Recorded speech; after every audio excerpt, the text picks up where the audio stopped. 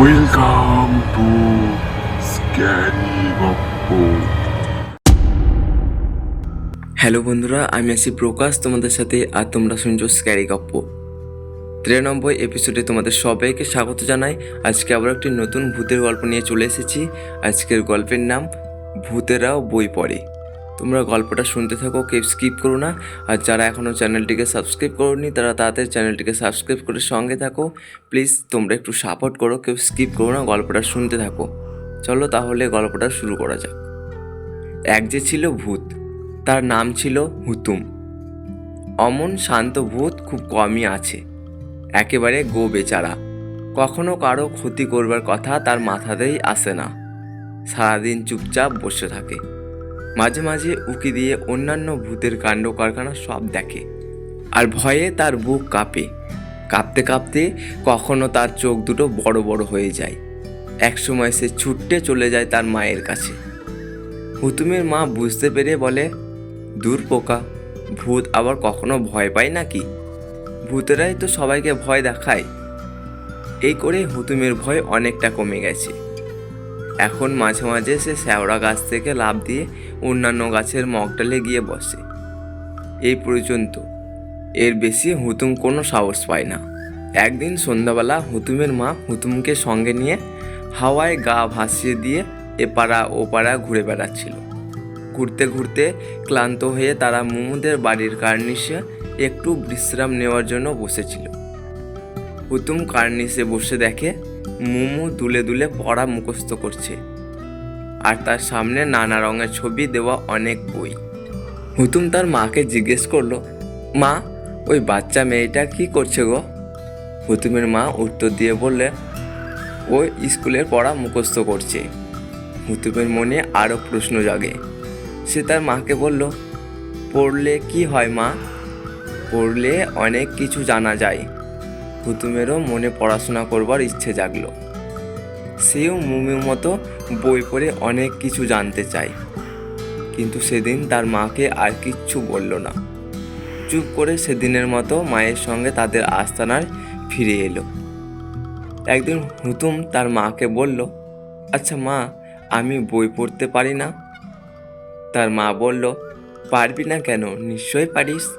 তবে তোর জন্য বই কোথায় পাই বলতো? ঠিক আছে, দেখি যদি কোথাও বই দেখতে পাই তোর জন্য নিয়ে আসবো। এভাবে একদিন যায়, দুদিন যায়। হঠাৎ হুতুমের মা ঘুরতে ঘুরতে দেখে মুমুদের জানলার পাশে একটা ছবি ছড়ায় ও আ ক খার বই রয়েছে। অমনি টপ করে নেমে বইটা তুলে নিয়ে এসে হুতুমের হাতে তুলে দেয়। বই পেয়ে হুতুমের তো মহা আনন্দ। বইয়ের পাতা খুলতেই দেখে পাতায় পাতায় সব রঙিন ছবি, বড় বড় সব লেখা, আবার সঙ্গে ছড়াও আছে। বাহ, কি সুন্দর! ভূতদের তো এমন কোনো বই নেই, তাই ছবিও নেই, ছবির পাশে কোনো ছড়াও নেই। কেমন করে পড়তে হয় তাও তাদের জানা নেই। তবুও হুতুমের মা হুতুমের জন্য বই নিয়ে এসেছে। সারাদিন হুতুম শ্যাওড়া গাছে মগডালে বসে বইয়ের পাতা উল্টায়, আর দু চোখ ভরে দেখে। মনে মনে ভাবে, ওই ছোট্ট মেয়েটার মতো যদি সেও বই পড়তে পারতো তাহলে কি ভালোই না হতো। একদিন হুতুম বইয়ের পাতা উল্টাচ্ছে, এমন সময় একটা ভূত এসে বলল, হুতুম, তুমি বই পড়ছো নাকি? হুতুম আক্ষেপের সুরে বলল, পড়তে আর পারছি কোথায়? আমি তো কোনো কিছু জানি না, কেবলই পাতা উল্টে পাল্টে ছবি দেখছি। হুতুমের আক্ষেপের কথা শুনে ওই ভূতটা বলল, আমি ভূত হওয়ার আগে তো মাস্টারমশাই ছিলাম, আমি সব পড়তে জানি। এ কথা শুনে হুতুম বলল, তাহলে আমাকে একটু পড়তে শিখিয়ে দেবে? তাহলে আমিও পড়তে পারবো। ভূতটা বলল, দেব না কেন? তোমার যখন পড়াশোনায় এত ইচ্ছে, 100 বার দেব। তারপর থেকে হুতুম নিয়ম করে সেই ভূতের কাছে পড়াশোনা শিখতে লাগলো। কিছুদিনের মধ্যে সে পড়তে শিখে গেল। কি মজা!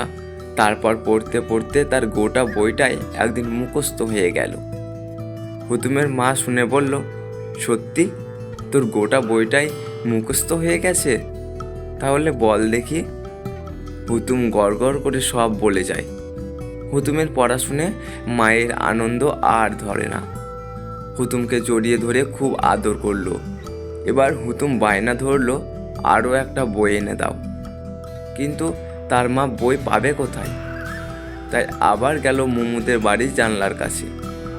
গিয়ে দেখে সেখানে তো মুমু পড়ছে না, সেখানে কোনো বই নেই। হুতুমের মা ভাবলো মুমু বোধহয় কোথাও বেড়াতে গেছে।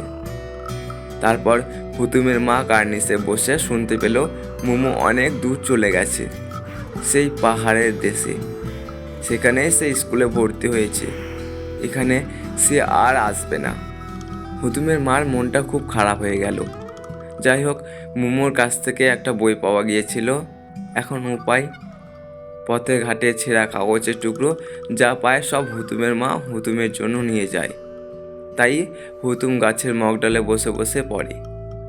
এমনি একদিন কাগজের টুকরো পড়ে জানতে পারলো হুতুম কলকাতার ময়দানে বইমেলা চলছে, সেখানে নাকি হরেক রকমের বই পাওয়া যাচ্ছে। হুতুম তার মাকে বইমেলার খবরটা দিল। হুতুমের মা হুতুমকে নিয়ে একদিন দুপুরবেলায় বইমেলায় রওনা হলো। হাওয়ার বেগে সাঁ করে উড়ে যেতে লাগলো হুতুম আর হুতুমের মা। দেরি করলে সব বই যদি শেষ হয়ে যায়। যখন তারা বইমেলার মাঠে গিয়ে পৌঁছালো তখন দুপুর গড়িয়ে বিকেল হয়ে গেছে। বইমেলার মাঠে ঢুকে হুতুম তো অবাক, মেলা বই, কত ছোট ছোট ছেলেমেয়েরা তাদের বাবা মার হাত ধরে এসেছে বই কিনতে।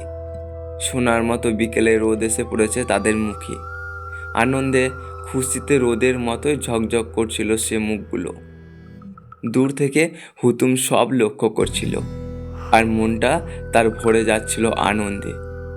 হুতুম আর তার মা এত বই দেখতে দেখতে অবাক হয়ে যাচ্ছিল, কোন বইটা নেবে ঠিক করে উঠতে পারছিল না। ছোট ছোট ছেলেমেয়েরা যখন কোনো স্টলে ঢুকে বইয়ের পাতা উল্টাচ্ছিল, তাদের পাশে দাঁড়িয়ে হুতুমও সেই বইটা দেখে নিচ্ছিল। সব বইয়ে তার নিতে ইচ্ছে হচ্ছে। একসময় ক্লান্ত হয়ে হুতুম ও তার মা বইমেলার শেষ দিকে একটা গাছের ডালে গিয়ে বসলো। সেখানে বসে দেখতে লাগলো একটা স্টল থেকে বই বিক্রি হচ্ছে ব্যাগ ভর্তি ভূত। বইটার নাম শুনে হুতুম বলল, এই বইটাই নিয়ে নাও মা, এতে দেখছি সব আমাদের নিয়েই গল্প লিখেছে লেখকরা। পড়ে দেখবো ভূতদের নিয়ে কী সব কাল্পনিক গল্প ফেঁদেছেন তারা। বইটা নিয়ে হুতুম আর হুতুমের মা সেদিনের মতো বইমেলা থেকে চলে এলো। তার পরদিন গিয়ে আরও বই নিয়ে এসেছে হুতুমের মা হুতুমের জন্য। এর মধ্যেই সব বই পড়া হয়ে গেছে হুতুমের, কেননা হুতুমের তো আর স্কুলের পড়ার কোনো চাপ নেই। সাঁতার সেখানে, গান সেখানে, আঁকা সেখানে, তার শুধু পড়া আর পড়া। এখন সে আবার দিন গুনছে সামনের বছরে আবার কবে বইমেলা আসবে। আজকের এই ছোট্ট গল্পটা তোমাদের কেমন লেগেছে অবশ্যই তোমরা কমেন্ট করে জানিয়ে দিও। আর যারা এখনও চ্যানেলটিকে সাবস্ক্রাইব করোনি তারা তাড়াতাড়ি চ্যানেলটিকে সাবস্ক্রাইব করে সঙ্গে থাকো। ভিডিওটিকে একটি লাইক করে তোমরা সবার সাথে শেয়ার করে দিও। আর দেখা হচ্ছে তোমাদের সাথে পরবর্তী একটা গল্পে।